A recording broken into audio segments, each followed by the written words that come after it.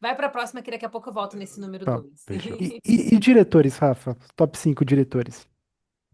Ah, sem sombra de dúvidas, o Martin Scorsese é um dos meus favoritos. Quentin Tarantino também é um dos meus favoritos. Martin Scorsese, Quentin Tarantino, o Francis Ford Coppola também é um dos meus cineastas favoritos.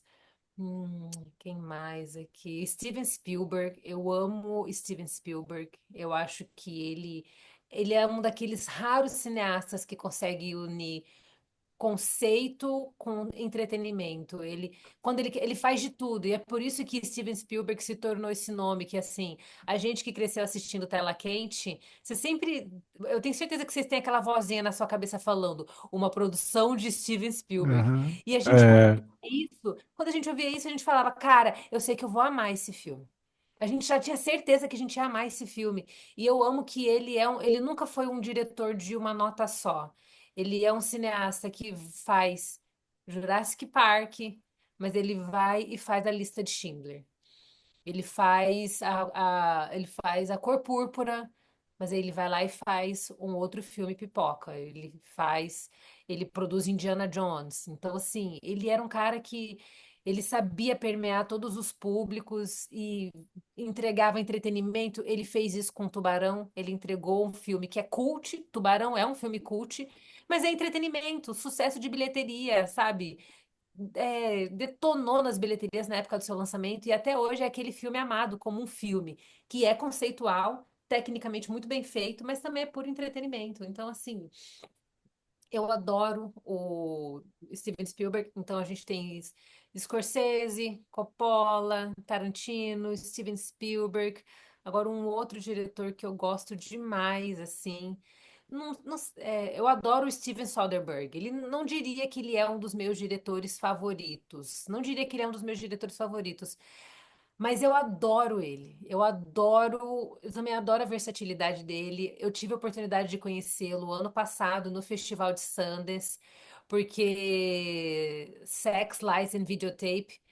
Eu não sei como é que. Eu não lembro o nome dele em português. Eu acho que é Sexo, Mentiras e Videotape. Eu acho que esse é o nome do filme em português. Completou 20 ou 25 anos de lançamento. Foi um filme que foi lançado no Festival de Sundance. E foi o filme que lançou a carreira do Steven Soderbergh. Então ele foi lá, comemorou o aniversário do filme e lançou um filme chamado Presença, que foi lançado nos cinemas aqui no Brasil, mas ninguém prestou atenção nesse filme. Você até me perguntou de filmes que lançaram esse ano e que eu gostei muito.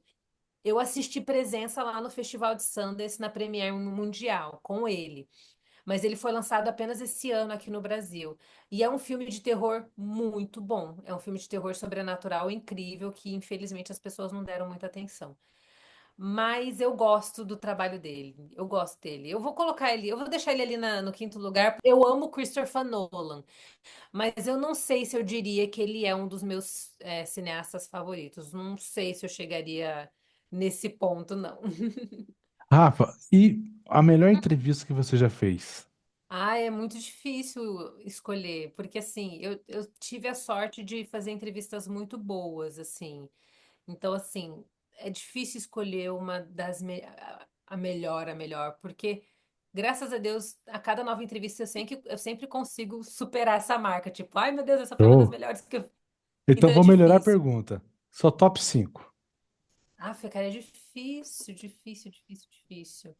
Não falando na ordem, assim, mas entrevistar o elenco e o diretor de The Chosen foi realmente, assim, foi uma das melhores entrevistas. A entrevista com o Jonathan Rumi, que é o protagonista de The Chosen, que faz Jesus, foi muito linda porque ele é um cara muito sereno e tudo que ele fala é muito espiritual. Então, foi aquela entrevista que saiu tanto do campo da série da TV para a gente Uhum. falar sobre o que aquela série significava para ele. E eu amo quando Caraca. eu amo quando as minhas entrevistas elas saem um pouquinho desse âmbito série, série, série, filme, filme, filme, e ela se torna um pouco mais pessoal, que é uma das coisas que eu mais gosto. que é quando o entrevistado fica tão à vontade que ele começa meio que a refletir sobre o que aquilo significa. Eu adorei fazer essa entrevista. Nossa, é difícil lembrar, porque graças a Deus foram muitas entrevistas mesmo. Mas assim, ai, Jesus amado. É, eu entrevistei a autora. Tem uma série do Disney Plus que passou despercebida por muita gente, as pessoas não assistiram, e eu inclusive recomendo, que se chama Fomos os que Tiveram Sorte. E essa série é baseada na história da família da escritora, é baseada num livro. E o livro é baseado na história da família dela. E conta a história da família dela, que é uma família de judeus, e como eles conseguiram fugir da Alemanha nazista ali no auge do nazismo, como eles conseguiram fugir e como eles se reconstruíram, porque é uma família muito unida que acabou sendo separada por conta da guerra da Segunda Guerra Mundial e por conta do nazismo. E aí depois, a autora desse livro, ela foi coletando informações, ela foi fazer um trabalho de faculdade, se eu não me engano era de faculdade, ou foi um trabalho na escola, sobre a história da família dela, sobre a árvore genealógica. E aí quando ela começou a conversar com a família dela, ela foi descobrindo que boa parte da família dela eram sobreviventes do nazismo, eram pessoas que fugiram Hum. da Segunda Guerra Mundial.